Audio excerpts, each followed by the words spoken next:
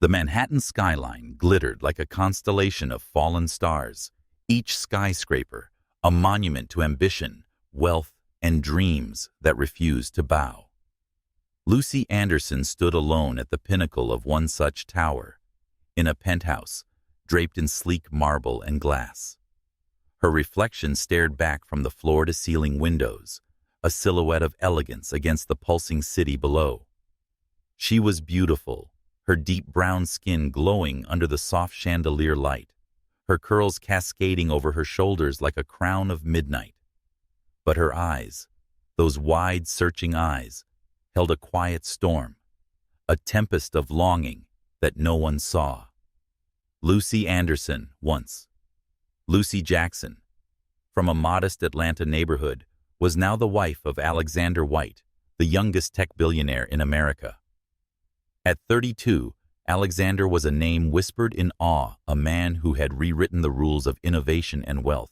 Their marriage, splashed across glossy magazines and trending hashtags, was the fairy tale every girl supposedly dreamed of, a rags-to-riches love story, a black girl from the South ascending to the glittering heights of Manhattan's elite.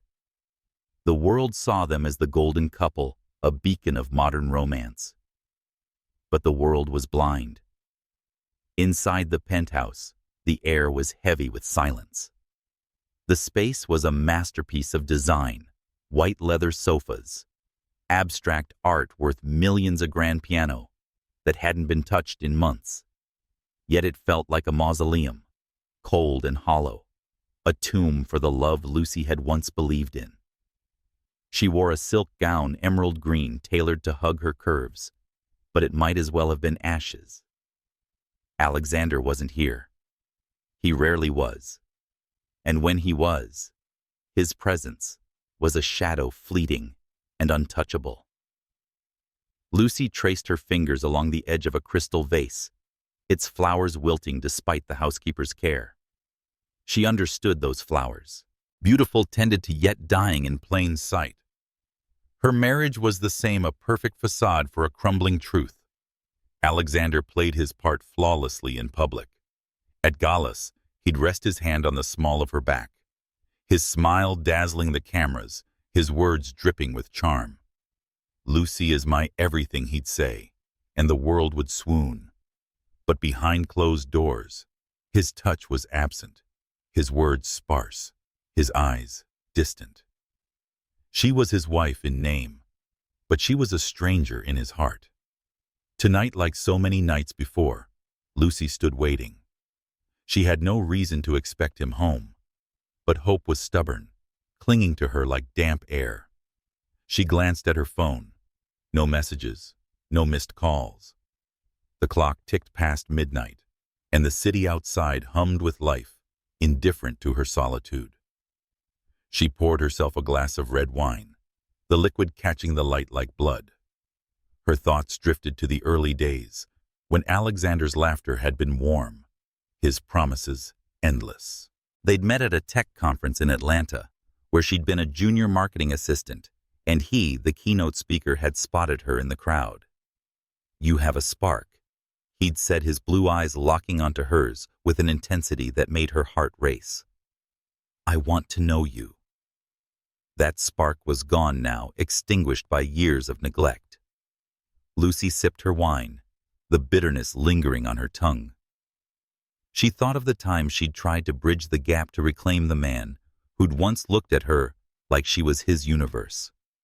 She'd planned candlelit dinners only for him to cancel at the last minute. She'd worn lingerie that cost more than her childhood home, only for him to glance at her with polite indifference.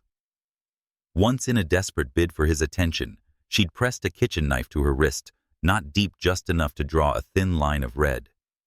She'd wanted him to see her, to care. He'd found her in the bathroom, her tears mixing with the blood, and his reaction had been clinical. "You need help, Lucy," he'd said, his voice devoid of warmth. He'd called a therapist, not a lover's embrace. That was the moment she realized she was invisible to him. The world saw Alexander White as a god among men, charismatic, brilliant, untouchable. To Lucy, he was a fortress, his walls impenetrable, his heart locked away. She didn't know when it had happened, when the man who'd promised her forever had become a stranger. Was it the pressure of his empire? The whispers of affairs she'd never confirmed? Or had he stopped loving her? The questions gnawed at her, each one a splinter in her soul. She walked to the terrace, the night air cool against her skin. Manhattan sprawled beneath her, a glittering labyrinth of lives intersecting, colliding, loving, and breaking. She envied the strangers below their messy, ordinary lives. They didn't have to smile for cameras or pretend their hearts weren't shattering. They didn't have to live in a cage of gold. Lucy's mind flickered to the articles she'd read that called her the luckiest woman alive. They didn't know about the nights she cried herself to sleep, her sobs muffled by Egyptian cotton sheets. They didn't know about the ache in her chest, the weight of being loved by the world, but not by the man she'd vowed to spend her life with. She was Lucy Anderson, the trophy wife, the symbol of success, but she was also Lucy Jackson, the girl from Atlanta who'd once believed love could conquer anything. A memory surfaced, sharp and painful. Their first anniversary, when she'd still believed in their fairy tale. She'd surprised him with a trip to Paris, their suitcases packed with dreams. They'd stood on a balcony overlooking the Seine, and she'd thought, this is it. This is forever. But even then, there were cracks.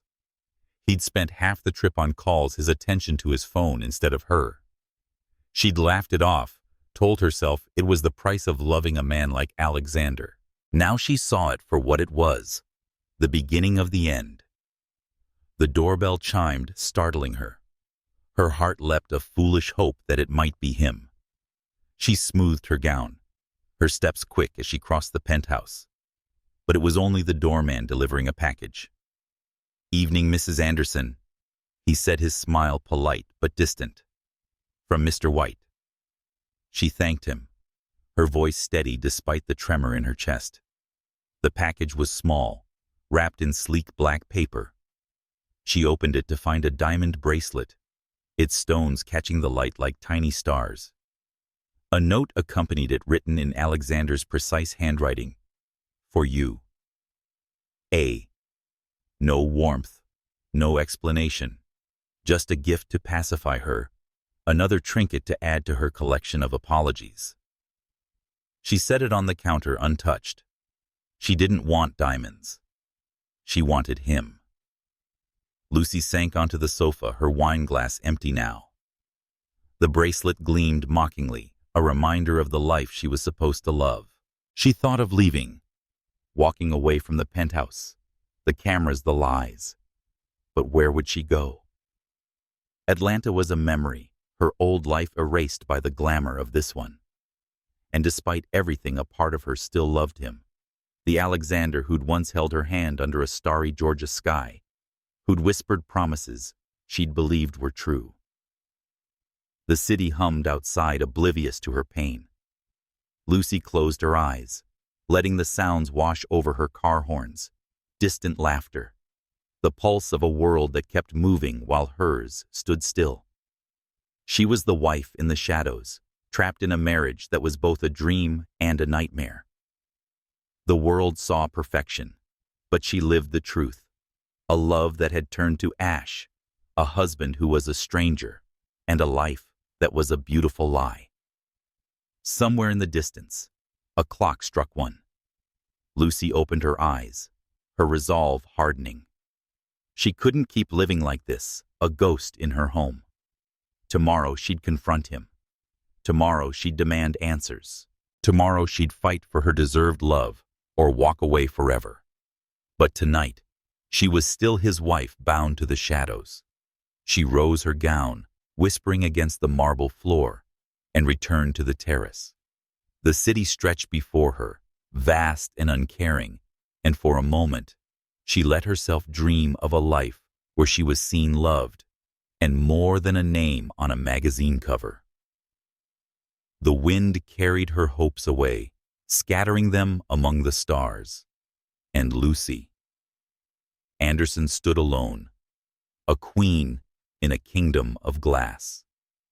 The Waldorf Astoria's grand ballroom shimmered under a cascade of crystal chandeliers, their light fracturing into 1,000 prisms that danced across the polished mahogany floors. The air buzzed with the clink of champagne flutes, the murmur of high society, and the soft strains of a string quartet weaving through the crowd. It was the annual gala of White Corporation Alexander White's empire, where Manhattan's elite gathered to bask in the glow of power and prestige. And at the heart of it all was Lucy Anderson, resplendent in a midnight blue gown that clung to her like a lover's promise, her diamond earrings catching the light with every turn of her head. She was a vision, a queen among mortals, yet she felt like an imposter, a porcelain figure teetering on the edge of a shelf. Lucy stood near the edge of the ballroom, her smile practiced and perfect, her posture a study in grace.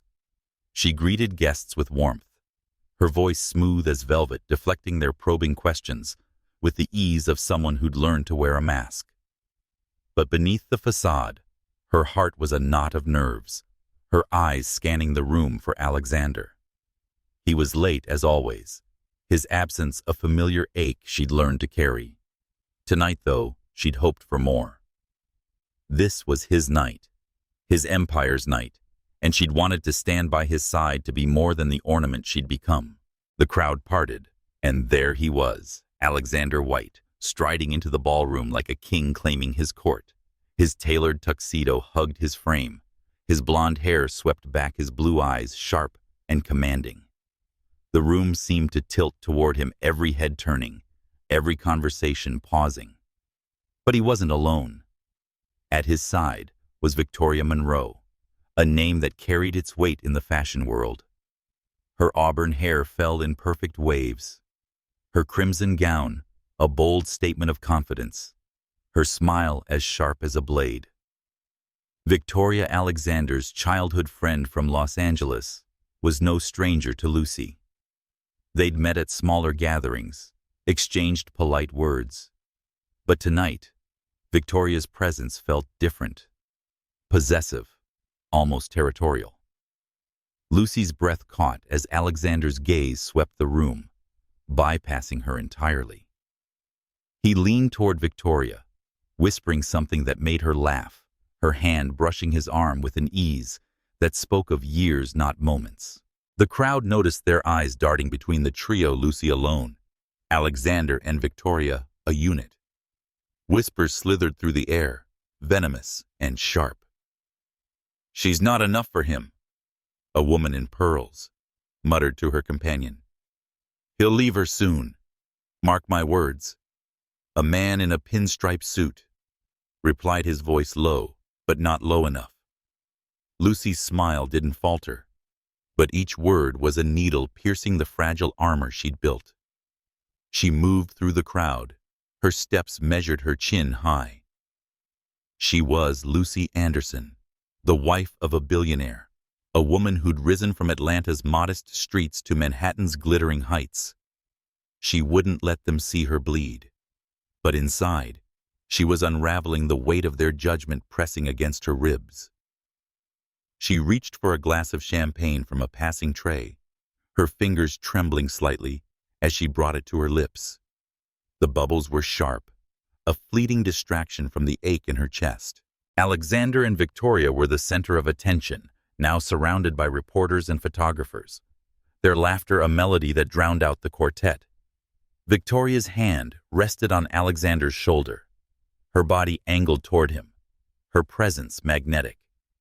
Lucy watched from the sidelines, her heart a drumbeat of dread. She'd known Victoria was coming. Alexander had mentioned it casually, a throwaway comment about an old friend attending the gala. But this wasn't casual.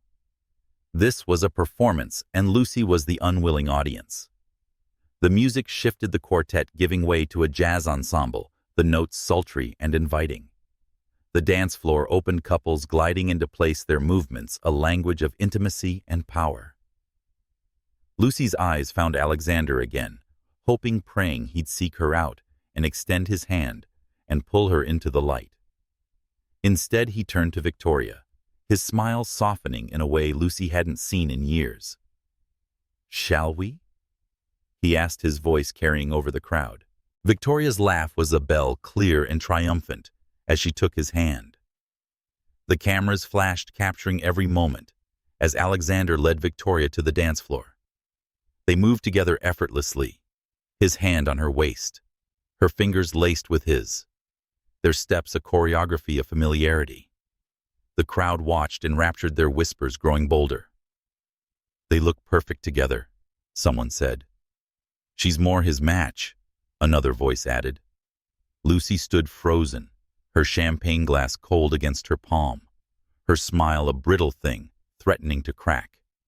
The world was watching her husband dance with another woman, and she was nothing but a shadow in their spotlight. Each step they took was a knife to her heart, each laugh a reminder of her irrelevance. She wanted to scream, to storm the dance floor, and reclaim what was hers. But she didn't. She stood there elegant and composed, her dignity the only thing keeping her upright. The cameras turned to her now, their lenses hungry for her reaction. She gave them nothing, her face a mask of serenity, her eyes betraying only a flicker of the storm within. She was Lucy Anderson, and would not break, not here, not now. The song ended, and the crowd applauded, their claps a thunder that echoed in Lucy's ears. Alexander and Victoria stepped apart, but their connection lingered, a thread of intimacy that no one could miss. He didn't look for Lucy, didn't seek her out. Instead, he guided Victoria toward a group of investors, his arm brushing hers, his attention wholly hers. Lucy felt the weight of every stare, every whisper, every pitying glance. She was the billionaire's wife, yet she was nothing, a decoration, a footnote, a woman who'd traded her heart for a cage of gold. She excused herself, her voice steady as she murmured about needing air. She slipped through the crowd, their faces blurring into a sea of judgment, and found refuge in a quiet alcove near the terrace. The night air was cool, the city's pulse a distant hum beyond the hotel's walls. She pressed her hand to her chest, willing her heart to slow, her breath to steady. The humiliation was a living thing, clawing at her insides, but she wouldn't let it win. Not yet. She thought of the girl she'd been, Lucy Jackson, bold and fearless, who'd laughed in the face of doubt and dreamed of a love that could conquer anything. That girl was still inside her, buried beneath layers of silk and sorrow. She wanted to fight, to demand answers, to remind Alexander of the promises they'd made. But the weight of the night pressed down on her, the memory of his hand on Victoria's waist, a wound that wouldn't close. A voice interrupted her thoughts, a reporter, bold and intrusive, her recorder thrust forward like a weapon. "Mrs. Anderson, how do you feel about your husband's close friendship with Victoria Monroe?" The question was a dagger meant to draw blood.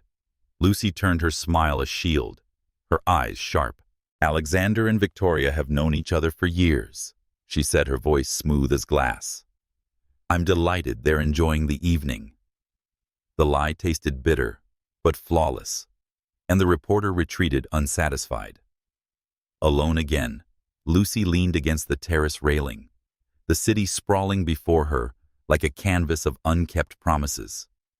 She thought of leaving, not just the gala, but everything, the penthouse, the cameras, and the life suffocating her. But the thought was fleeting, chased away by the stubborn hope that had kept her tethered to Alexander all these years. She loved him even now, even after this. And that love was her curse chain and reason to stay. The gala continued behind her, the laughter and music a mocking contrast to her solitude.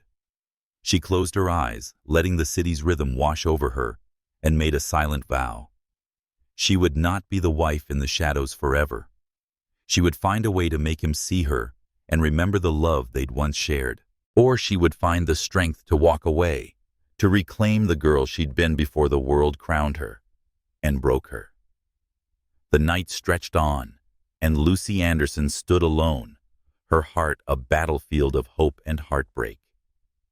The gala was a triumph for white corporation, a spectacle of wealth and power.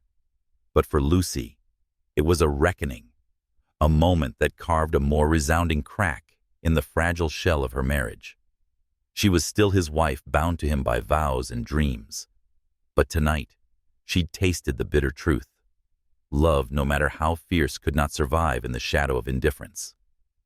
The penthouse was a cathedral of silence, its marble floors gleaming under the muted glow of dawn. Lucy Anderson lay on the chaise lounge, her body curled into itself, a fragile silhouette, against the vast windows that framed Manhattan's skyline. The city hummed below, oblivious to the chaos that had unfolded within these walls the night before. A glass of wine shattered on the floor, a scream that tore through the stillness. And then darkness, a void that swallowed 5 years of her life. Lucy's eyes fluttered open, the world sharp and unfamiliar. Her head throbbed, a dull ache pulsing at her temples, but her gaze was clear, unburdened by the weight of memory. She sat up, her fingers brushing the silk of her nightgown, her brow furrowing as she took in the opulence around her. The penthouse was a stranger's domain, sleek, cold, a palace of glass and steel that felt like a dream she couldn't place. She rose, her bare feet silent on the cool floor, and wandered to the window. The city stretched before her, a labyrinth of ambition and light, but it didn't stir the ache she expected. Instead, it sparked something else: curiosity, defiance, a flicker of the girl she'd once been.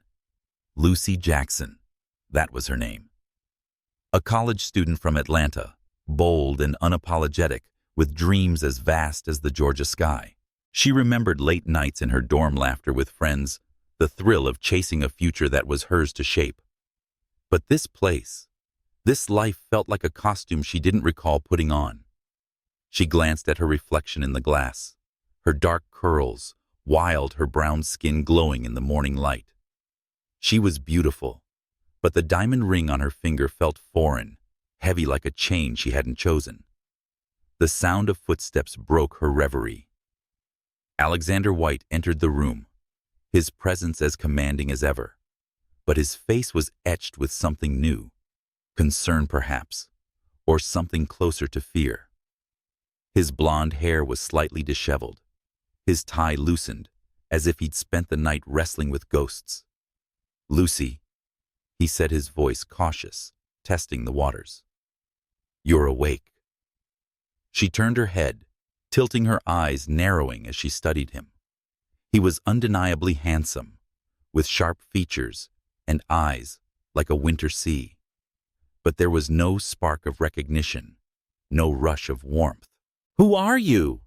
she asked, her voice steady, laced with a boldness that made his breath catch. Alexander froze, his composure cracking for the briefest moment. "Lucy, it's me. Alexander, your husband." The words were measured, but carried a tremor, a plea she didn't understand. "Husband." She laughed, a bright, incredulous sound that echoed in the vast room. "I'm not married. I'm 22, and I'm studying marketing at Emory. I don't know you." Her words were a blade slicing through the fragile threads of their reality. She stepped closer, her gaze fearless, dissecting him. "Why am I here? What is this place?" The doctors had warned him. A traumatic shock, they'd said, triggered by the events at the gala. Victoria's dance, the whispers, the public humiliation. Temporary amnesia, a rare dissociation that had erased the last 5 years of her life. The Lucy he knew, who'd learned to navigate his indifference with quiet grace, was gone. In her place was someone else, someone vibrant, unyielding, a stranger who wore his wife's face, but none of her scars. Alexander stepped toward her, his hands raised as if approaching a wild thing. "You're in our home, Lucy. We've been married for 4 years. You hit your head last night. You're not yourself." "Not myself." She arched a brow. her lips curving into a smile that was all challenge. I feel more like myself than ever. And this, she gestured to the penthouse, her tone dripping with disdain. This isn't my home. I live in a dorm with posters on the walls and a roommate who steals my snacks. This is excessive. He stared at her, his mind racing. Lucy Jackson, the girl he'd met at that conference in Atlanta, captivated him with her fire and wit. He'd forgotten that girl buried her under the weight of his empire ambitions and detachment. Now she stood before him unbowed, and he felt the ground shift beneath him.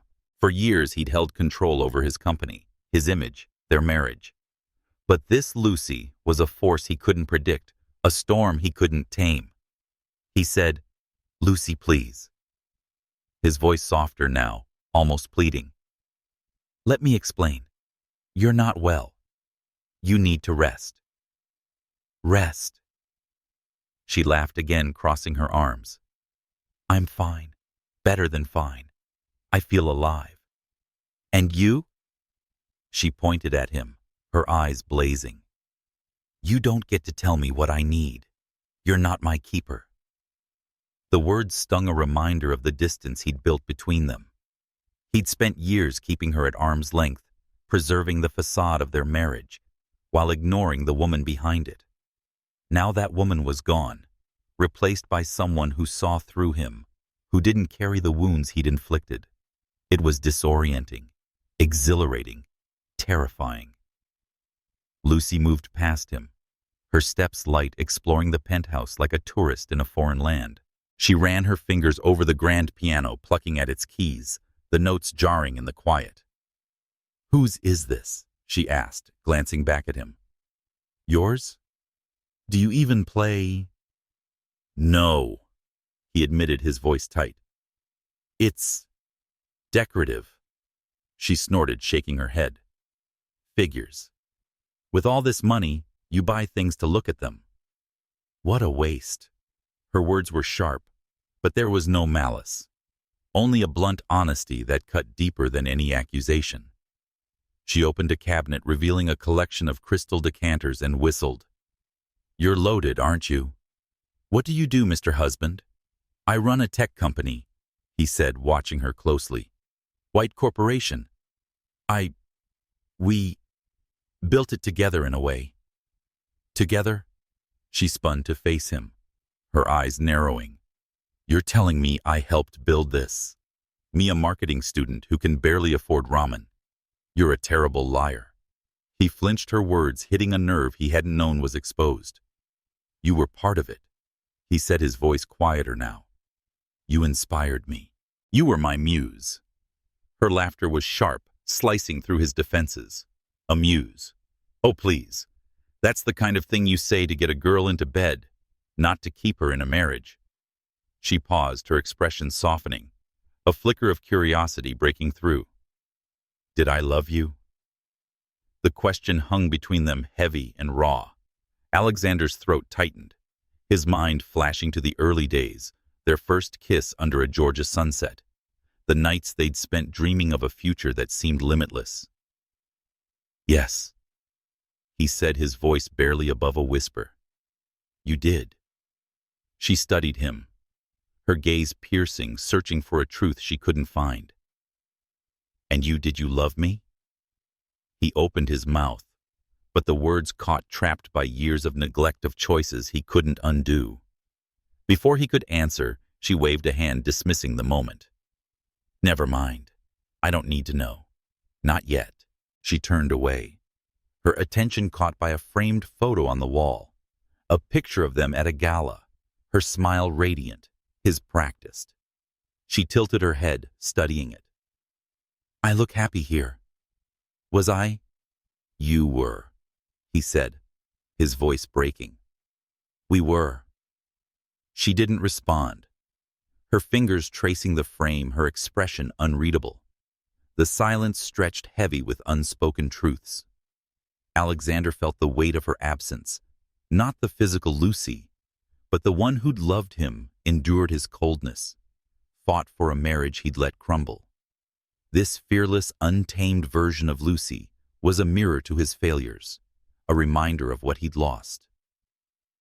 "I'm going out," she declared, suddenly striding toward the door. "I need to see this city. If I'm stuck here, I'm not staying cooped up in this museum. Lucy." "Wait," he called, panic rising.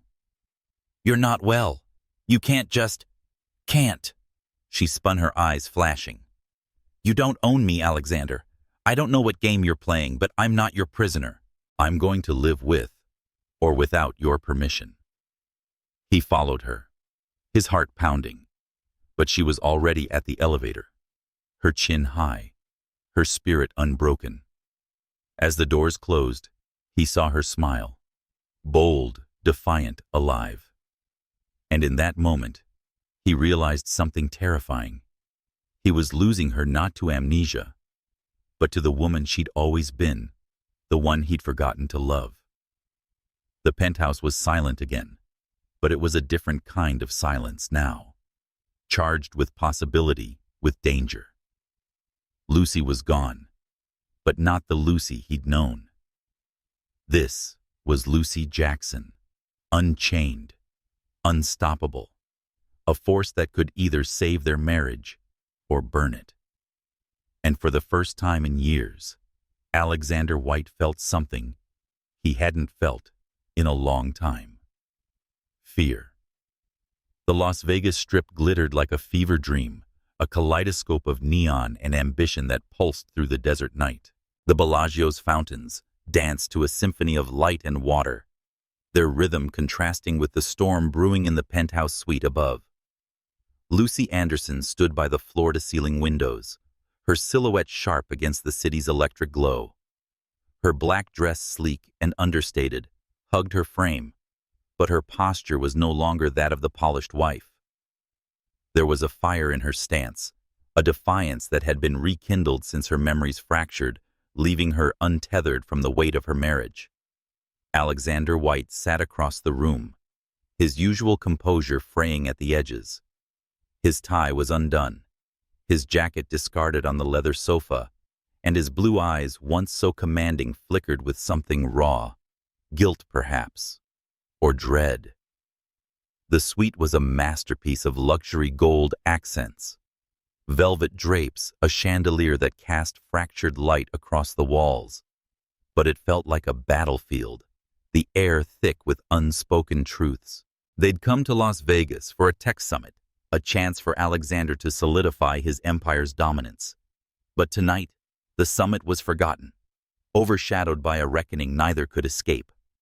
Lucy's amnesia had begun to fade, fragments of the past 5 years creeping back like ghosts.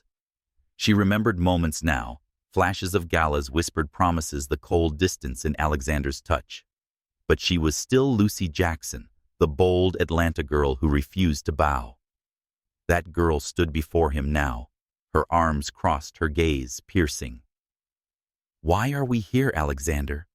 she asked, her voice low but steady, cutting through the silence like a blade. "And don't give me your PR nonsense. I want the truth." He leaned forward, his hands clasped, his jaw tight. "Lucy, you're still recovering. This isn't the time." "No." She cut him off, her voice rising sharp and unyielding. "I'm done with your excuses. I've been piecing things together and nothing adds up. This." She gestured to the suite. "The city, the life they shared. It's not real. I can feel it. So tell me, Alexander, what am I to you?" The question hung between them, heavy and dangerous. Alexander's eyes darted to the window as if the city's chaos could offer an escape. But there was no running from this. He rose, pacing to the bar, pouring a glass of whiskey he didn't drink. "You want the truth?" he said finally, his voice low, almost a whisper. "Fine, but you won't like it." Lucy's heart clenched, but she didn't flinch. "Try me." He turned to face her, his expression a mix of resignation and pain. 5 years ago, I was on the verge of losing everything, a scandal, rumors of fraud, a leaked email that painted me as reckless, unethical. The board was ready to oust me, and the press circled like vultures.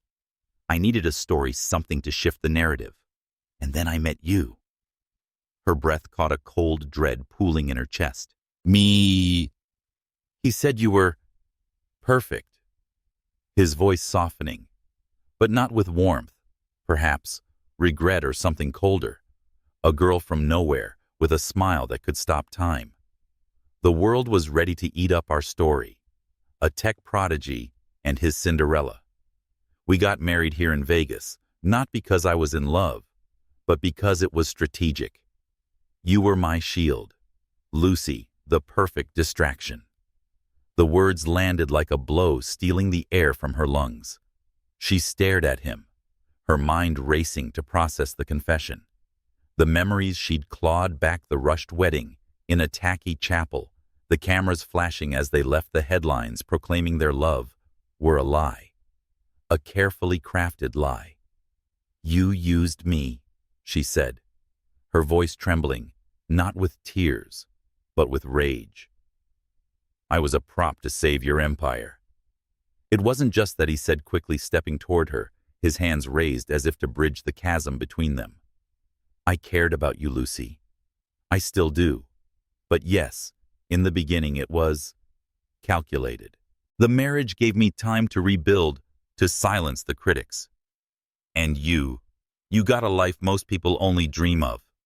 A life." She laughed, a sharp, bitter sound that echoed in the suite. "You call this a life? A penthouse? I can't leave without cameras, a husband who barely looks at me, a world that judges me while you play the hero. You trapped me, Alexander. You made me a prisoner in your fairy tale." He flinched, her words cutting deeper than he'd expected. He said, "I didn't mean for it to be like this," his voice breaking. "I thought we could make it real. I could love you." Could she step closer, her eyes blazing, her voice a whip? "You don't get to say that. You don't get to rewrite history because you feel guilty now. I gave you everything, my heart, my dreams, my life. And you gave me diamonds and lies." The room seemed to shrink, the walls closing in as their truths collided. Lucy's mind flashed to the girl she'd been, Lucy Jackson, fearless and free, who'd believed in love like it was a force of nature. That girl had walked into this marriage with stars in her eyes, only to be buried under the weight of Alexander's ambition. She saw it now, the contract behind the vows, the calculated charm behind his smiles. Her marriage wasn't a love story. It was a transaction. She turned away, her hands trembling, as she gripped the window ledge, the city's lights blurring through the tears she refused to let fall. "Why didn't you let me go?" she whispered. "If it were all a game, why keep me here?" "Because I couldn't," he said, his voice raw, closer now, as if he wanted to reach for her, but knew better. "You became more than a story, Lucy. You were real. Too real. And I didn't know how to handle that." She spun to face him, her eyes fierce. "Don't you dare. Don't you dare make this about your feelings now. You built this cage, Alexander. You locked me in it, and now you want me to believe you cared. Where was that care when I was crying myself to sleep? When I was begging for a scrap of your attention? When I was bleeding to make you see me?" He froze, the memory of her wrist, the blood, the cold distance he'd offered flashing across his face. "I was wrong," he said, his voice barely audible. "I was wrong, Lucy. But I'm trying. She stepped closer, her voice rising, her fire uncontainable. "You don't get to try now. You don't get to fix this with a confession and a sad look. I'm not your redemption arc. Alexander, I'm a person, and I'm done being your pawn." The words hung between them, a finality that shook the air. Alexander stared at her, his empire's king reduced to a man stripped bare, his control slipping through his fingers. Lucy felt the weight of her realization settle in her bones. Not sorrow, not despair, but clarity. She wasn't the broken wife, nor the naive girl who'd fallen for his promises anymore. She was something new, fierce, a woman who'd survived his lies and was ready to reclaim herself. "I'm leaving," she said, her voice steady, her resolve ironclad. "Not this room, not this city, but you, this marriage, this lie. I'm done." "Lucy, wait," he said, his voice desperate now, his hand reaching for her. "We can fix this. I can—" "No."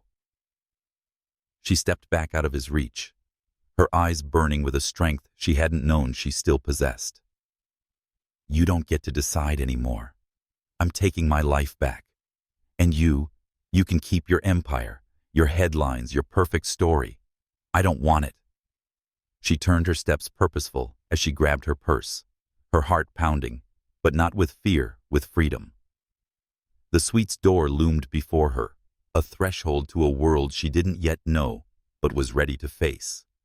She didn't look back, or give him the satisfaction of seeing her waver. The elevator doors closed, and as they descended, Lucy felt the weight of her marriage fall away, replaced by a spark of something new herself. The Las Vegas night swallowed her, its chaos a mirror to the fire in her soul. She was Lucy Jackson again, not a billionaire's wife, not a scandal's shield, but a woman with dreams to chase and a life to rebuild. The truth had shattered her, but it had also set her free. And as she stepped into the neon-lit unknown, she vowed one thing: she would never be anyone's prisoner again. The Beverly Hills sun blazed with an unrelenting glamour, casting golden light over manicured lawns and sprawling mansions.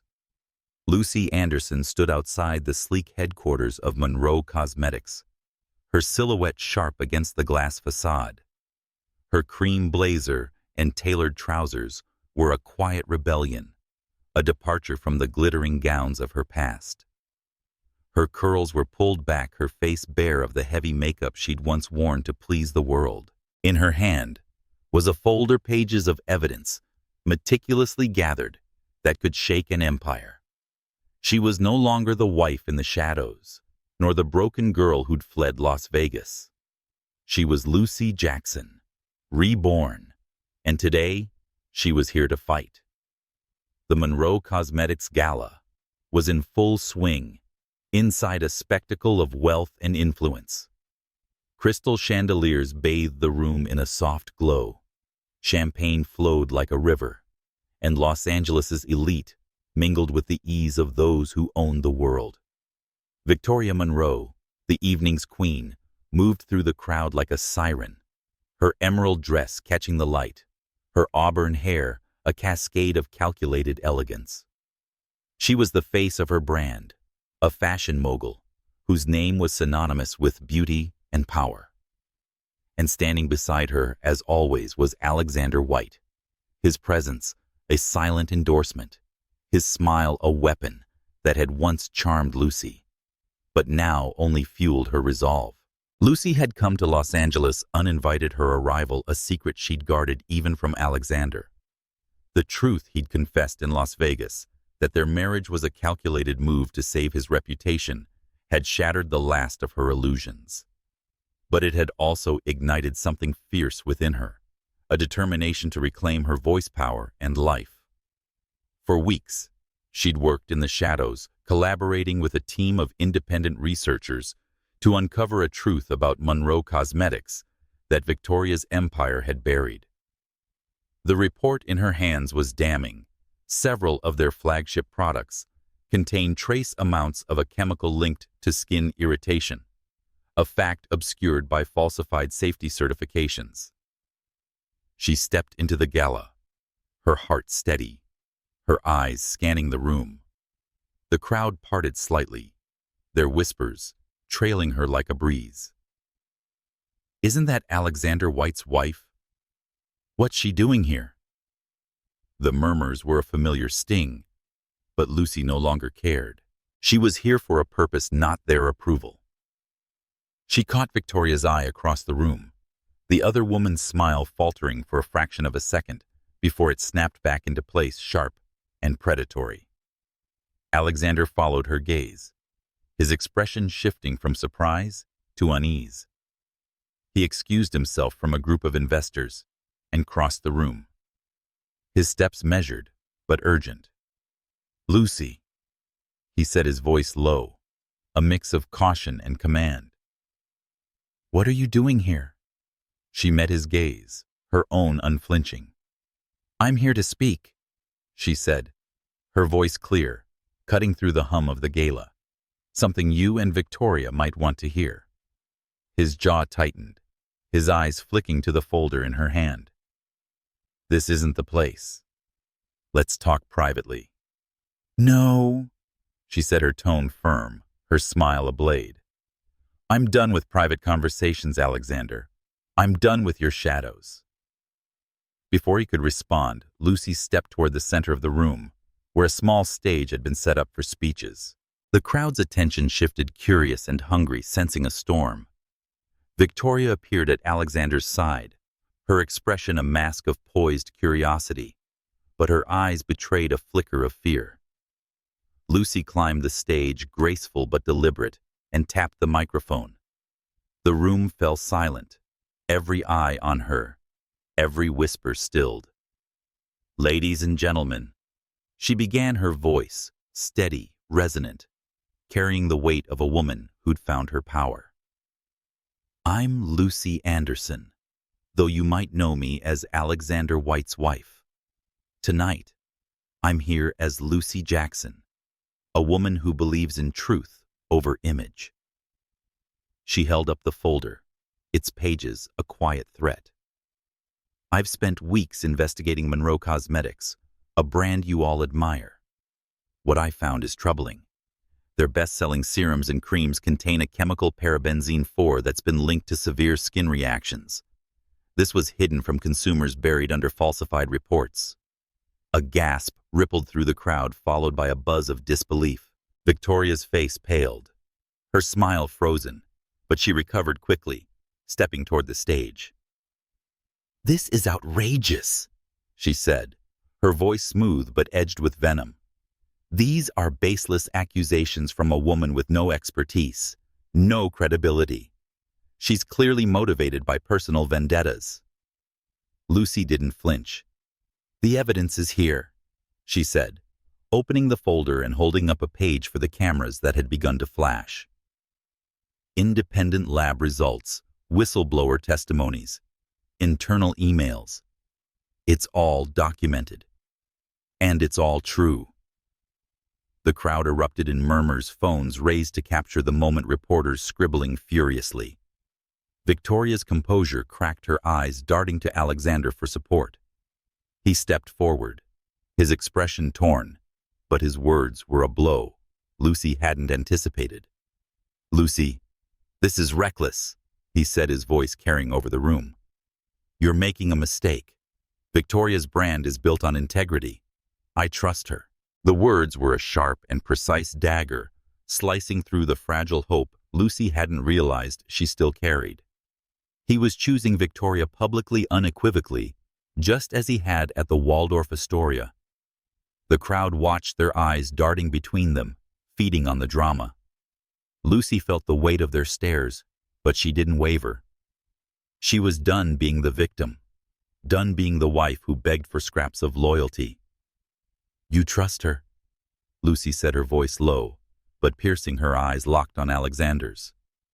"You trust the woman who's built her empire on lies, but not the one who's been your wife for 5 years. That's your choice, Alexander. And it's the last one you'll make for me." She turned back to the crowd, her resolve ironclad. "This report will be public by morning. I've sent copies to regulatory agencies and media outlets. The truth doesn't need my husband's approval, or anyone's. It stands on its own." She stepped down from the stage, the folder still in her hand, her head high. The crowd parted, their whispers a mix of awe and scandal. Victoria's face was a mask of fury. Her hands clenched, but she didn't follow. Alexander reached for Lucy's arm, his voice urgent. "Lucy, wait. You don't understand what you're doing." She pulled away, her eyes blazing. "I understand perfectly. I've been your shield, your story, your sacrifice. But I'm done protecting you. I'm done protecting her. I'm protecting myself now." She walked out the gala's chaos, fading behind her, the night air cool against her skin as she stepped onto Rodeo Drive. The city pulsed with life, its energy a mirror to the fire in her soul. She wasn't the woman who'd arrived in Los Angeles trembling with doubt. She was Lucy Jackson, fearless and free, a woman who'd faced an empire and won. By morning, the report was everywhere. Headlines screaming, social media ablaze. Monroe Cosmetics' stock plummeting. Victoria's empire teetered, her carefully curated image cracking under the weight of truth. Alexander's silence was deafening, his absence a final betrayal. Lucy didn't wait for his apologies, excuses, or attempts to salvage what was left. She booked a flight to Chicago, a city far from the glittering cages of New York and Los Angeles, where she could start anew. As the plane ascended, Lucy looked out at the fading lights of Los Angeles, her heart heavy but unburdened. She'd fought a battle against a woman who'd taken everything: her husband, her dignity, her place in the world, and she'd won, not by destroying Victoria, but by reclaiming herself. Chicago awaited a blank canvas for a career she'd build on her own terms, a life she'd shape with her hands. The folder rested in her lap, symbolizing her victory and liberation. She was no longer Alexander White's wife, the shadow of his empire. She was Lucy Jackson, a woman who'd faced the truth and emerged stronger, a woman who'd fought a war and walked away whole. The plane soared into the night, carrying her toward a future that was hers alone. And for the first time in years, she smiled a genuine smile, bright and unbroken, a promise to herself that she would never be caged again. Chicago's skyline glittered against the twilight, a mosaic of steel and glass that rose like a hymn to resilience. Lucy Jackson stood on the rooftop of her new apartment in the Loop, the wind tugging at her curls, the city's pulse syncing with her own. She was no longer Lucy Anderson, the billionaire's wife, nor the shadow of a man's ambition. She was herself again, reborn in a city that didn't know her past, a place where her name was hers to define. With its exposed brick walls and secondhand furniture, her modest studio was a far cry from Manhattan's penthouses, but it felt like home, a sanctuary built on truth. The past weeks had been a whirlwind. Her exposé on Monroe Cosmetics sent shockwaves through the beauty industry, earning her enemies and allies. The media hailed her as a whistleblower, a symbol of courage, while Victoria Monroe's empire scrambled to contain the fallout.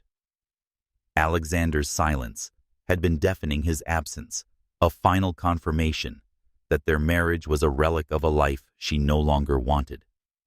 Chicago was her fresh start, a canvas for dreams she'd buried under years of sacrifice. She'd landed a consulting role at a startup focused on ethical beauty, her expertise drawn from the fire of her own rebellion. But tonight, the city held a new possibility, a chance encounter that would shift her world again. Lucy adjusted her emerald scarf, her simple black dress, a nod to her new life, elegant but unpretentious. She was headed to a networking event at a sleek River North lounge, a gathering of Chicago's young entrepreneurs. The invitation had come from a colleague, a casual mention of someone you should meet. She stepped into the lounge, its amber lights and jazz notes wrapping around her like a warm embrace. The crowd was vibrant, a mix of ambition and idealism, their laughter starkly contrasting the calculated charm of Manhattan's elite. Lucy felt a spark of belonging, a sense that she could be seen for who she was, not who she'd been. At the bar, she noticed him, Ethan Moore, a name she'd heard in passing, a rising star in Chicago's financial scene. He was tall, his dark hair slightly tousled, his brown eyes warm with a quiet intensity. He wore a tailored blazer, but his smile was unguarded, a rarity in a world of polished facades. He caught her eye, and before she could look away, he was crossing the room, a glass of sparkling water in hand. "Lucy Jackson Wright," he said, his voice smooth but genuine. "I've been following your story. What you did in LA. That took guts." Lucy raised a brow, her lips curving into a cautious smile. "You're well informed, Mr. Moore. Should I be flattered or worried?" He laughed, a low, easy sound that put her at ease. "Flattered, I hope. I'm Ethan, and I'm not here to pry. I'm just impressed. You took on an empire and walked away stronger. That's not something you see every day." His words were a balm soothing the scars of her past. They talked for hours, the lounge fading into the background as their conversation flowed. Ethan was different, grounded, thoughtful, and passionate about supporting ventures, prioritizing impact over profit. He spoke of his work funding sustainable startups and his belief in businesses that could change lives. His eyes lit up when Lucy shared her vision for a beauty brand rooted in transparency and safety. "That's precisely what the industry needs," he said. "Something real. Something like you." By the night's end, Ethan had offered her a partnership, not just funding, but a true collaboration to build her dream. "I believe in you, Lucy," he said, his voice steady, his gaze unwavering. "Not because of your story, but because of who you are. Let's create something extraordinary together." His words were a lifeline, a reminder that she was more than her past, more than Alexander's shadow. She accepted, her heart lighter than it had been in years. As weeks passed, Lucy threw herself into the project, working late nights with Ethan in a shared office overlooking Lake Michigan. Their partnership was effortless, a dance of ideas and mutual respect. Ethan listened when she spoke, valued her insights, and celebrated her victories. He didn't see her as a trophy or a tool, but as an equal, a woman with fire and vision. Their meetings stretched into dinners, their conversations weaving between business and dreams, laughter and quiet moments that felt like the start of something more profound. Lucy felt a warmth she hadn't known in years, a spark that wasn't love, but trust, pure and unshakable. Meanwhile, in New York, Alexander White was unraveling. The headlines about Lucy's exposé had faded, but her absence lingered, a void he couldn't ignore. He'd seen the photos Lucy at a Chicago event, her smile radiant, her arm brushing against Ethan Moore's. The images burned, igniting a jealousy he hadn't known he could feel. For years, he'd taken her for granted, keeping her at arm's length to protect his empire and control. Now, seeing her thrive without him, he felt the sting of loss beside a man who looked at her with unguarded admiration. She was slipping away, and the realization was a blade to his pride. Alexander arrived in Chicago unannounced, his private jet touching down under a gray autumn sky. He found her at a launch event for her new project, a pop-up showcasing her vision for a safe, ethical beauty line. The venue was modest but vibrant, filled with local influencers, activists, and supporters who believed in her mission. Lucy stood at the center, her voice confident as she spoke about transparency, her curls catching the light, her presence magnetic. Ethan was at her side, his hand grazing her elbow as he introduced her to a guest, his smile warm with pride. Alexander watched from the crowd's edge, his chest tight, his hands clenched. She was different, freer, bolder, a woman who'd shed the weight of his world. He approached her as the event wound down, his presence, drawing eyes, his name, a whisper among the guests. "Lucy," he said, his voice low, laced with a possessiveness he couldn't hide. "We need to talk." She turned, her expression cool, her eyes devoid of the longing that had once defined her. "There's nothing to say, Alexander," she replied, her voice steady. "You made your choices. I've made mine." He stepped closer, his jaw tight, his eyes flicking to Ethan, who stood nearby watching with quiet concern. Alexander said, "You're throwing everything away." His voice edged with desperation. "Our life, our marriage, your life." She corrected her gaze unflinching. "Your marriage. I was never your partner, Alexander. I was your prop, and I'm done playing that role." Ethan stepped forward, his presence calm but protective. "She's said what she needs to say, White. Let her go." Alexander's eyes flashed his jealousy a living thing. "This is between me and my wife." He snapped his voice sharp enough to draw stares. "You don't know her like I do." Lucy laughed a sound both bitter and free. "You don't know me at all," she said, her voice cutting through his defenses. "You never did. Ethan sees me, my ideas, my heart, my worth. You only saw what I could do for you." The words were a mirror reflecting his failures at him. Alexander stood frozen, the crowd's murmurs a distant hum, his empire's weight meaningless in the face of her truth. He wanted to fight claim and pull her back into the life he'd built. But her eyes held no room for him, only a fire that burned brighter without his shadow.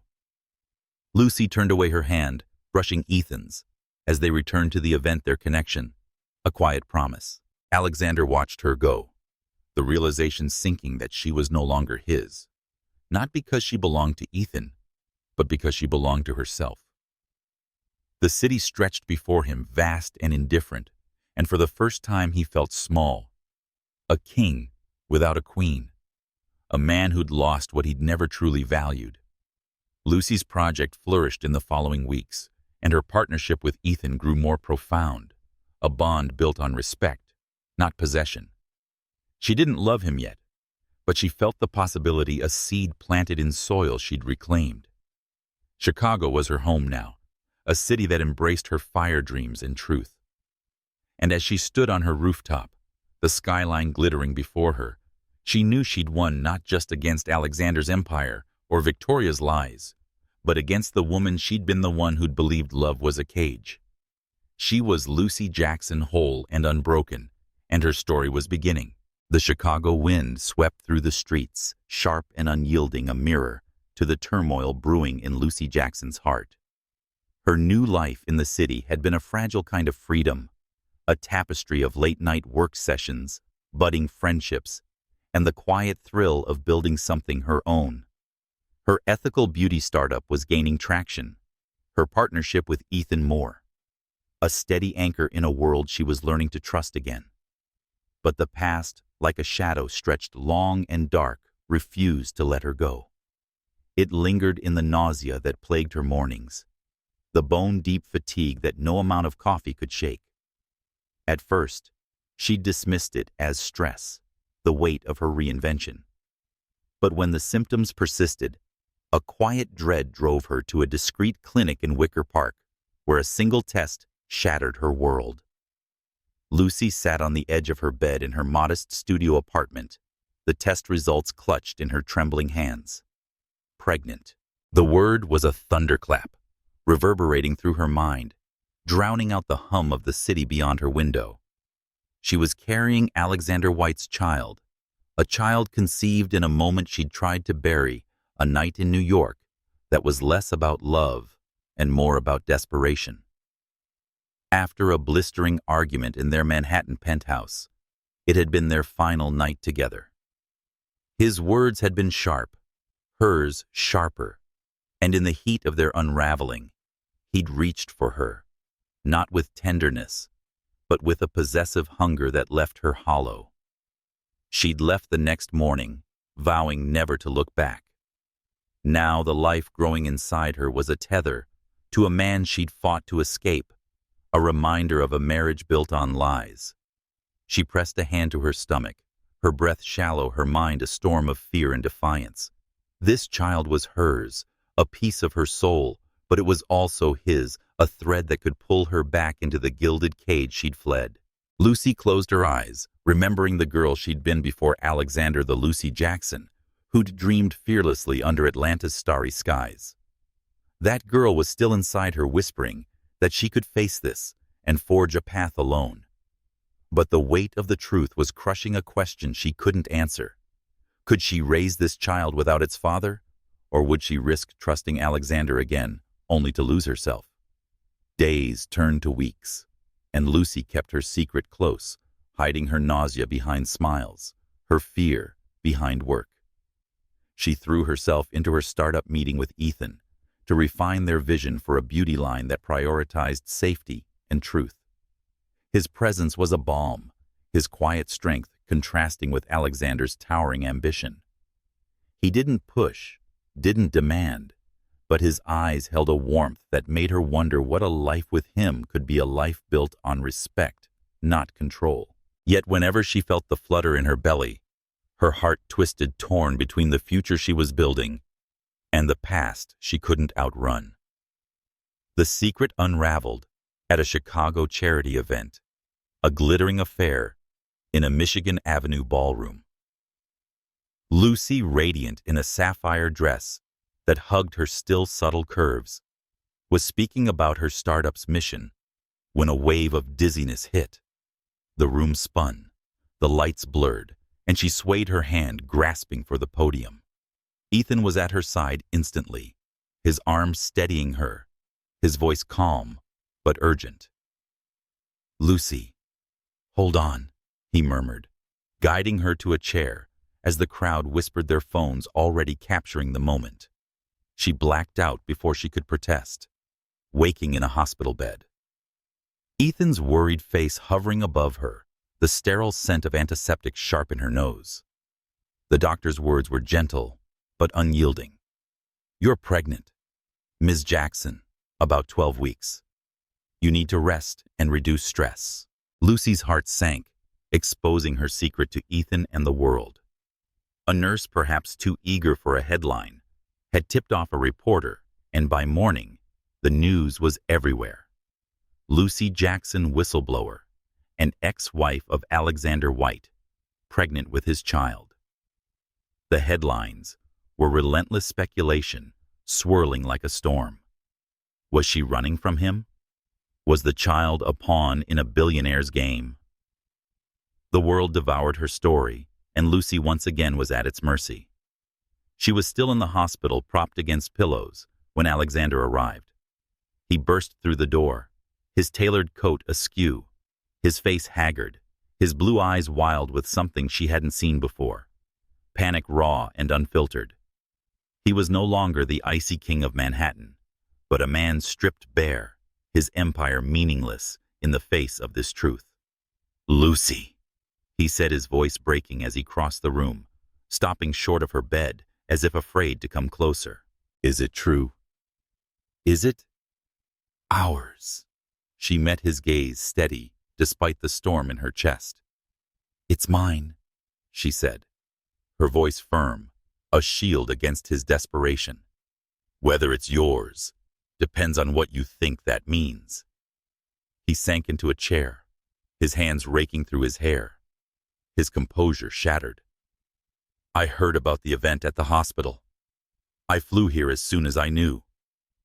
Lucy, He paused, his voice thick with emotion. "I've been a fool. I've lost you, and I know I don't deserve you. But this child, our child, please let me be part of this. Let me make it right."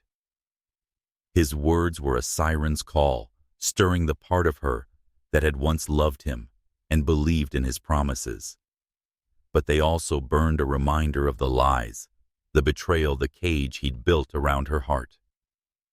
She thought of that night in New York, his touch devoid of love, a claim staked in anger. This child was a consequence of that moment, a tie she couldn't sever, but she refused to let it define her.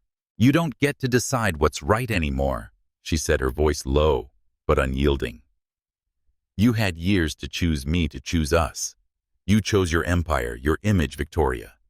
Now you want to play father because it suits you, because the world is watching." He flinched, her words cutting deeper than he'd expected. "It's not about the world," he said, his voice raw. "It's about you, about this child. I've made mistakes. God, I've made so many. But I want to improve. For you. For them." Lucy's hand rested on her stomach, protective, possessive. She thought of the life she'd built in Chicago, the dreams she was chasing, the man, Ethan, who saw her as a partner, not a possession. She thought of raising her child alone, the challenges, the strength it would demand. And she thought of letting Alexander back in, risking the freedom she'd fought so hard to claim. The choice was a blade sharp on both sides, cutting into her resolve. Ethan appeared at the door, his presence quiet but steady, his eyes searching hers for permission to stay. She nodded, and he stepped inside, standing at her side, a silent ally. Alexander's gaze darkened, jealousy flickering, but he said nothing, his focus locked on Lucy. He said, "Tell me what you want." His voice almost a whisper. "Anything, Lucy. I'll do it." She looked between them, Ethan, with his quiet respect, and Alexander with his desperate promises. The room felt small, the weight of their expectations pressing against her. "I want time," she said finally, her voice steady. "I want to decide for myself, for my child. Not for you, Alexander. Not for anyone." He nodded, his eyes glistening, a man humbled by a truth he couldn't control. Ethan squeezed her hand, his touch a reminder that she wasn't alone and had choices beyond the man who'd broken her. The hospital room was silent, save for the soft beep of monitors, a heartbeat echoing the one growing inside her. Chicago stretched beyond the window, its skyline a promise of new beginnings, and a reminder of the past she carried. Lucy was no longer the wife who'd begged for love, nor the girl who dreamed of fairy tales. She was a mother now, a warrior, a woman who'd faced empires and walked away whole. The child in her womb was both a gift and a challenge, a bond to a man she'd loved and lost, and a spark of her own fire. Looking at Alexandra and Ethan, she knew the path ahead would be hers to forge alone or with someone new, but never again in anyone's shadow. The Los Angeles skyline shimmered under a relentless sun, its glass towers reflecting ambition and betrayal in equal measure. In the sleek studios of a national talk show, Victoria Monroe sat poised, her auburn hair cascading in perfect waves, her crimson lips curved into a practiced smile. She was the picture of vulnerability, her emerald eyes glistening with unshed tears as she addressed the camera. "Lucy Jackson is desperate," she said, her voice soft but laced with venom. "She's spinning stories to cling to Alexander, to manipulate the public's sympathy. I've done nothing but build a brand that empowers women. These accusations are baseless and cruel." The interview aired to millions, a calculated strike to bury Lucy under a tide of doubt. The news of her pregnancy had set the media ablaze, headlines screaming of a billionaire's heir and a wife who'd fled. Victoria seized the moment, painting Lucy as a scorned woman, weaving lies to reclaim her abandoned marriage. The public lapped it up, their fascination with the drama insatiable. However, Lucy Jackson was no longer the silent wife in Chicago, the shadow of Alexander White's empire. She was a force, a woman forged in fire and ready to fight. Lucy stood in her modest Chicago studio, the city's skyline a backdrop through her window, its steel spires a reminder of her resilience. The nausea of her pregnancy lingered, but it was overshadowed by a fire in her veins, a determination to end Victoria's reign of deceit. She'd spent weeks gathering evidence, working late into the night with a small team of allies, former Monroe Cosmetics employees, whistleblowers, and a tenacious data analyst who'd uncovered a trail of corruption. The folder on her desk was a weapon, its pages filled with emails, lab reports, and sworn testimonies that could dismantle an empire. But it wasn't enough to release them quietly. Victoria had chosen the public stage, and Lucy would meet her there. She announced a press conference at a sleek Chicago hotel, its ballroom, a far cry from the glittering excess of Manhattan or Beverly Hills. The room buzzed with reporters, their cameras trained on the stage, their notebooks poised for a story that promised to shift the narrative. Lucy stepped into the spotlight, her navy blazer sharp, her curls pulled into a low bun, her brown eyes steady with purpose. She carried herself with a quiet dignity, the weight of her pregnancy, a secret strength beneath her tailored exterior. Ethan Moore stood in the wings, his presence, a silent support, his belief in her, a foundation she'd come to cherish. Ladies and gentlemen, Lucy began, her voice clear, resonant, cutting through the hum of anticipation. I'm Lucy Jackson, here to set the record straight. Victoria Monroe has built her empire on lies that harm consumers, deceive regulators, and betray the trust of millions. Today, I'm presenting evidence that proves Monroe Cosmetics knowingly used parabenzene 4, a toxic chemical, in their products, covering it up with falsified reports and bribes. The room erupted in gasps, cameras flashing as she held up a stack of documents. These are internal emails from Monroe Cosmetics executives detailing payments to labs to alter test results. These are sworn statements from former employees who were silenced or fired for raising concerns. And these are independent lab reports confirming the presence of harmful chemicals in their best-selling serums. She paused, her gaze sweeping the room, unflinching. This isn't about revenge. It's about truth. The reporters leaned forward, their questions poised, but Lucy wasn't done. She signaled to a screen behind her, where a grainy photo appeared, a snapshot from a Malibu beach party years ago, the one that had sparked rumors of Alexander's infidelity with Victoria. The media had run a cropped version showing only Victoria, and a man's shoulder implying it was Alexander. Lucy revealed the original unedited image, Victoria laughing beside a different man, a lesser-known entrepreneur whose face had been conveniently erased. This was no mistake, Lucy said, her voice steady but sharp. Victoria manipulated this image to fuel a narrative, to paint me as the betrayed wife, to keep me in the shadows. But I'm not that woman anymore. The room exploded, reporters shouting questions, phones buzzing with breaking news alerts. Social media ignited, and hashtags like #LucyJacksonTruth and #MonroeCosmetics. Scandal trended within minutes. The headlines shifted like a tide. Victoria Monroe exposed as fraud, Lucy Jackson White, the woman who took down an empire. Monroe Cosmetics' stock plummeted, investors pulled out, and retailers yanked products from shelves. Victoria's carefully curated image, her empire of beauty and power, crumbled under the weight of Lucy's truth. In Beverly Hills, Victoria watched the press conference on a screen in her office, her face pale, her hands trembling as she gripped the edge of her desk. The empire she'd built was unraveling, her name now synonymous with deceit. She'd underestimated Lucy, dismissed her as a broken wife, a footnote in Alexander's story. But Lucy was no footnote. She was a reckoning. The press conference ended in Chicago, and Lucy stepped off the stage, her heart pounding, but her spirit unbowed. Ethan met her with a quiet smile, his hand brushing hers in a gesture that felt like home. "You were incredible," he said, his voice warm with admiration. "You've changed everything."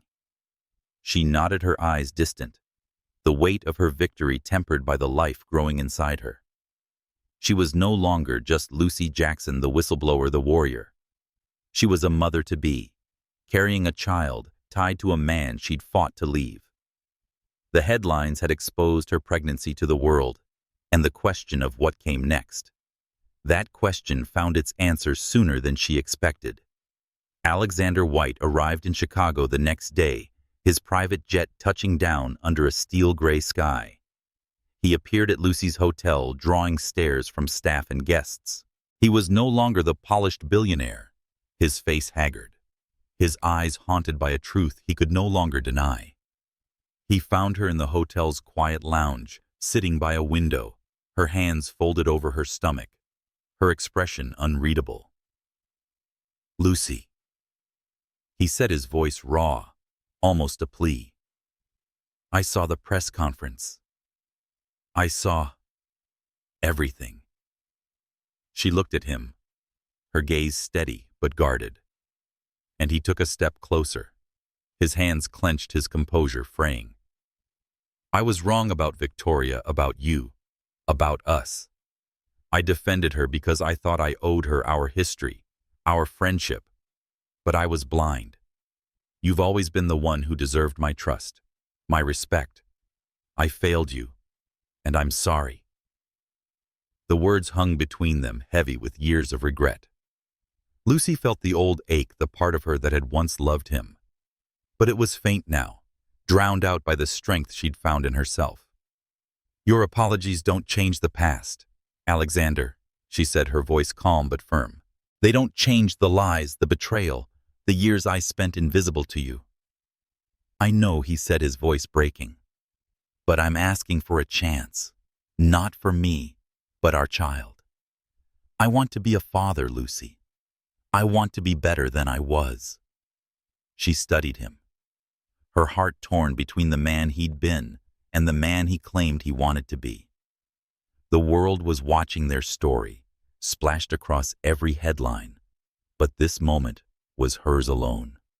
She thought of Ethan, his quiet respect, his belief in her dreams.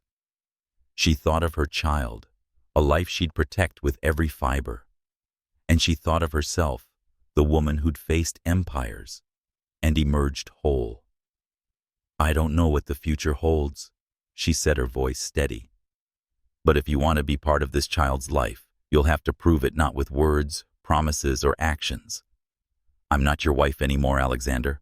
I'm Lucy Jackson, and I choose my own path now." He nodded, his eyes glistening, a man humbled by a truth he couldn't control. The lounge was silent, the city humming beyond the glass, a reminder of the world she'd reclaimed.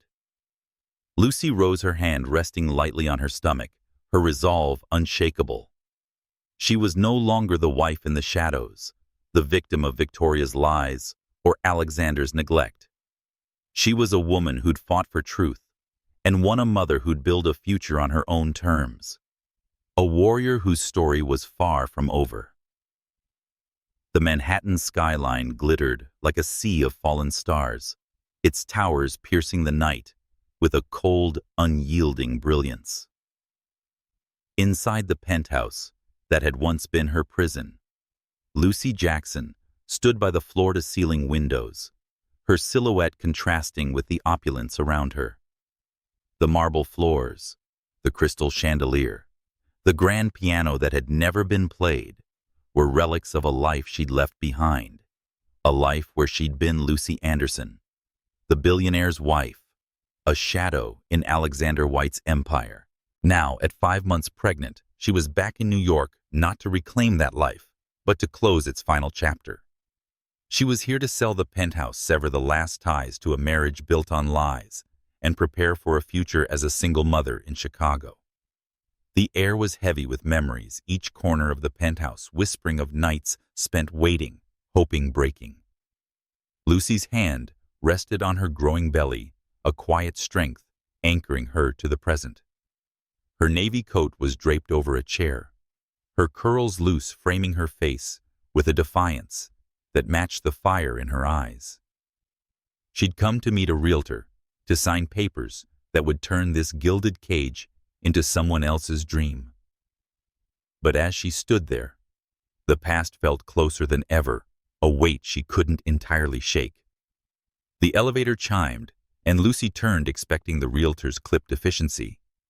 Instead, Alexander White stepped into the room, his presence a jolt to her carefully guarded heart. He was not the polished billionaire she'd once known. His suit was rumpled, his blonde hair disheveled, his blue eyes hollow with a desperation she'd never seen. He looked like a man who'd lost everything, not the king of an empire. The sight of him, vulnerable and raw, stirred something in her, a flicker of the love she'd buried. a pang of the pain she'd fought to overcome. "Lucy," he said, his voice rough, almost breaking. "I didn't know you'd be here. I came to see the place one last time." She crossed her arms, her gaze steady, her heart a fortress. "It's not yours anymore, Alexander. I'm selling it. I'm done with this life." He nodded, his eyes dropping to the floor, his hands clenched at his sides. "I know. I don't deserve to be here. I don't deserve you." He took a step closer, his voice trembling with a foreign, almost alien vulnerability. "But I need to say something. Please hear me out." Lucy's instinct was to turn away, to shut him out as she'd done in Chicago and Las Vegas, in every city where she'd rebuilt herself. But something in his eyes, a rawness, a fracture, held her in place. She nodded, her expression guarded. "Speak then, but don't expect me to stay." He swallowed, his throat working, and then, to her shock, he sank to his knees before her, his head bowed, his hands trembling. The sight was jarring. A man who'd once commanded boardrooms and headlines, reduced to this, a supplicant, stripped of pride. "I was wrong," he said, his voice barely above a whisper about everything. "I married you because I was scared, Lucy. Scared of losing my company, my reputation, everything I'd built. You were my shield, my way out of a scandal. I told myself it was a strategy, that love was a luxury I couldn't afford." She stood frozen, her breath shallow, his words a blade cutting through the armor she'd built. She'd known this truth, had heard it in Las Vegas, but hearing it again raw and unfiltered was a different kind of pain. "I know," she said, her voice cold. "You used me. You made that clear." He looked up, his eyes glistening, his face etched with a grief she hadn't thought him capable of. "But it wasn't just that. I lied to myself, Lucy. I told myself I didn't love you because love made me weak. After all, it meant admitting I needed you. But I did. I do. I've loved you since that first night in Atlanta, when you laughed at my arrogance and made me feel alive. I was too proud, too afraid to face it. And when you left and walked away, I realized what I'd lost. Not just a wife, not just a story, but the only person who ever saw me."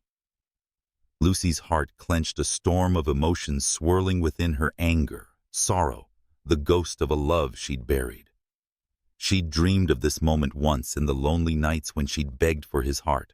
But now, standing here, pregnant with his child, free from his shadow, his confession felt like a melody, played too late, beautiful but out of tune. "You don't get to do this now," she said, her voice trembling despite her resolve. "You don't get to rewrite our story because you fear losing me. You already did." He rose slowly, his eyes never leaving hers, his hands outstretched to bridge the chasm between them. "I know I'm too late," he said, his voice breaking. "I know I've hurt you in ways I can never undo.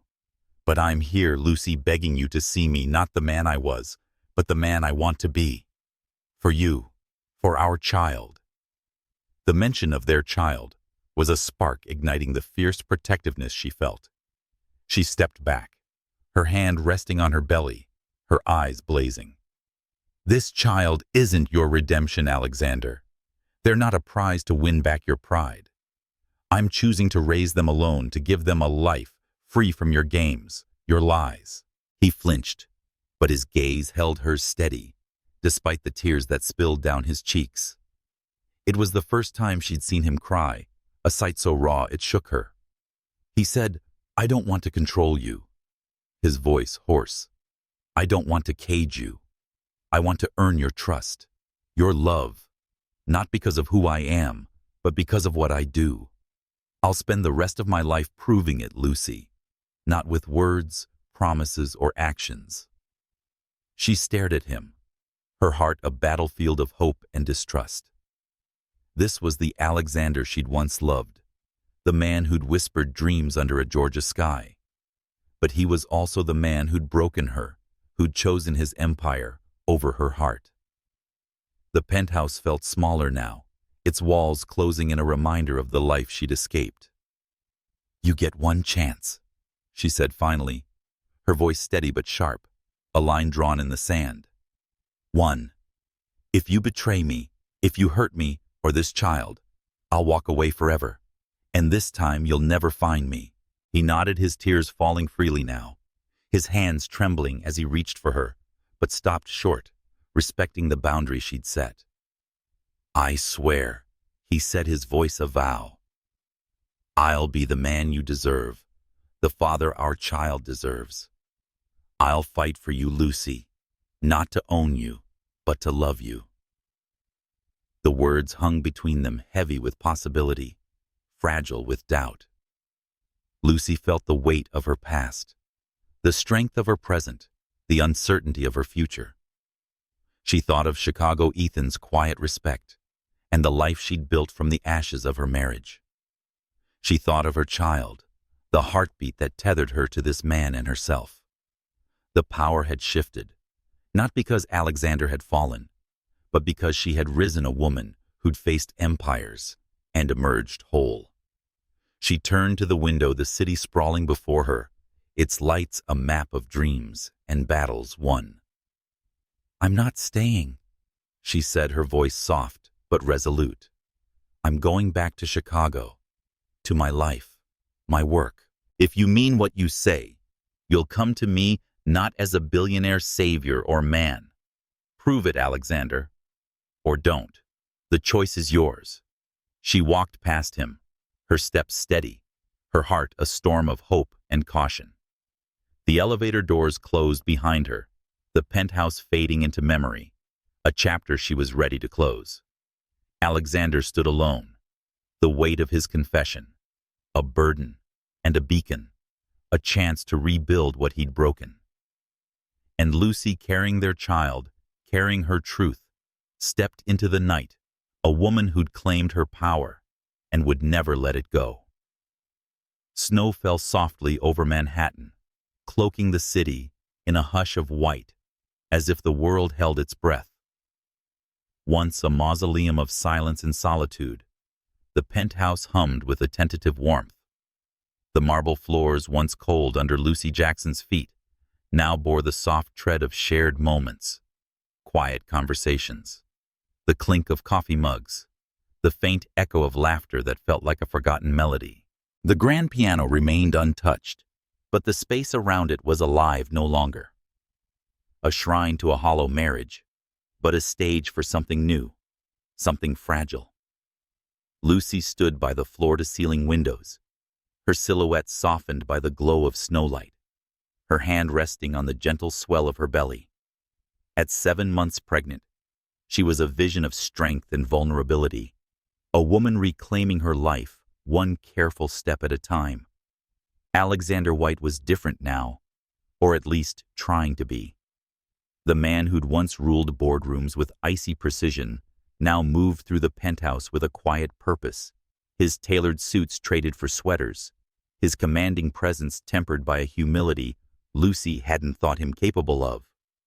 He'd canceled meetings, silenced his phone, and driven her himself to prenatal appointments, his hands gripping the wheel with a focus that bordered on reverence. The first time they heard their baby's heartbeat, a rapid, insistent rhythm filling the doctor's office, Alexander had gone, still his blue eyes wide, his breath catching, as if he'd stumbled upon a miracle. Lucy had watched him, her heart torn between skepticism and a flicker of hope, wondering if this was the man she'd once loved, or merely a shadow of guilt. The penthouse was quiet tonight, and the city beyond the windows was a canvas of white and gold. Lucy wore a soft cream sweater, her curls loose, her face free of the makeup she'd once used to mask her pain. Alexander stood at the kitchen counter, his sleeves rolled up awkwardly, slicing fruit for a breakfast she hadn't requested. The sight was almost comical, a billionaire fumbling with a knife, his brow furrowed as he tried to please her. "You don't have to do this," she said, her voice gentle, but laced with caution as she leaned against the counter. "I can manage." "I know you can," he replied, his voice low, his eyes meeting hers with a sincerity that still felt foreign. "But I want to. I want to be here, Lucy, not just for the baby, but for you." Her chest tightened, a mix of warmth and wariness. She'd returned to New York temporarily, not to stay, but to face the past before her child arrived. The penthouse was no longer hers to sell. She'd handed that task to lawyers, but Alexander had asked her to stay, to give him a chance to prove himself. Against her better judgment, she'd agreed, driven by a curiosity she couldn't name.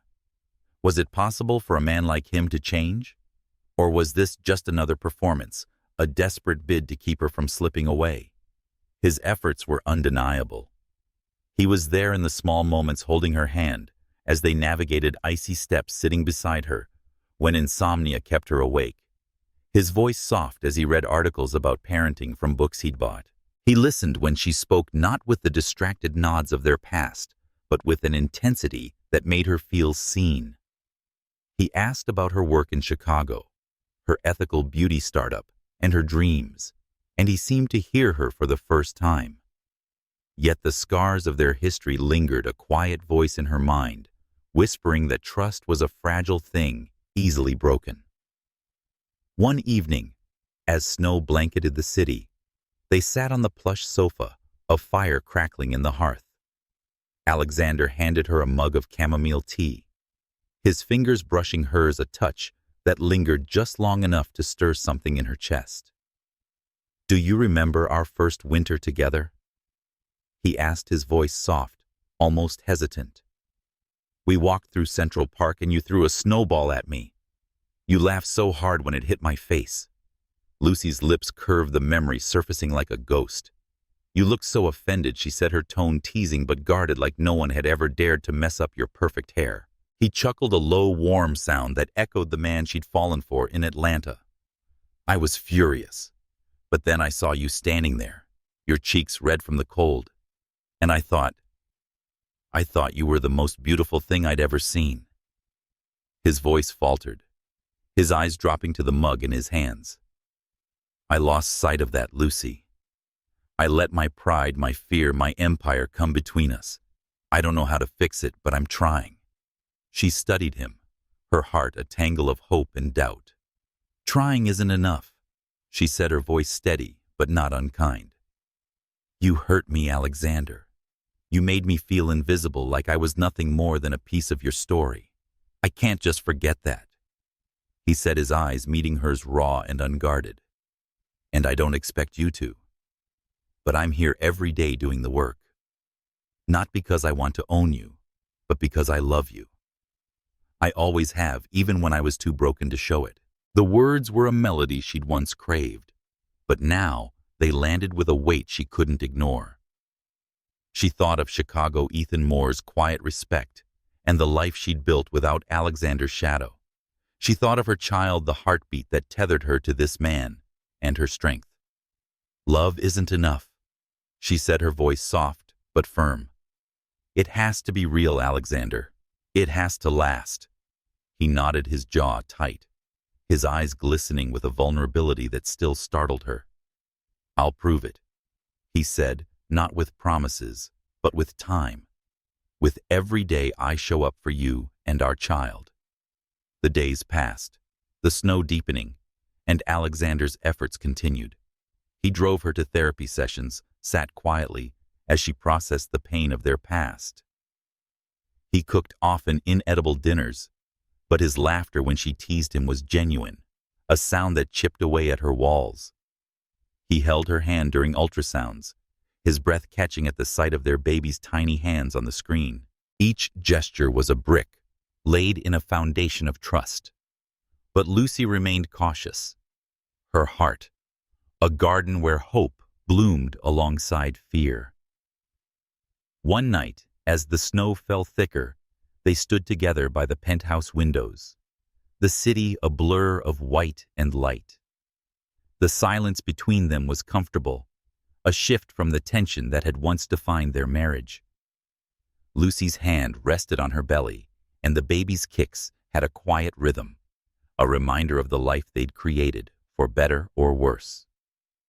Alexander stood close, his warmth contrasting with the cold glass, his presence steady but not suffocating. "I don't know how long it'll take," he said, his voice a whisper, as if afraid to disturb the moment, "to make up for what I did to earn your trust. But I know one thing, Lucy, I can't lose you again. Not you, not our child." She turned to him, her eyes searching his, finding a man who was no longer the untouchable billionaire, but a human flawed and striving. Her heart ached with the weight of their past and the possibility of something new. "We'll see, Alexander," she said, her voice soft but resolute, her hand tightening on her belly. "Only time will tell." They stood side by side, the snow falling like a promise, fragile and fleeting. The penthouse was no longer a prison, but a space where wounds might heal, where love might be reborn. Lucy was no longer the wife in the shadows, but a woman who claimed her power, voice, and future. And as the city glittered below, she knew that whatever came next, whether with Alexander or alone, she would face it with a heart that was hers, unbroken and fierce, ready for the fragile beginning of something true.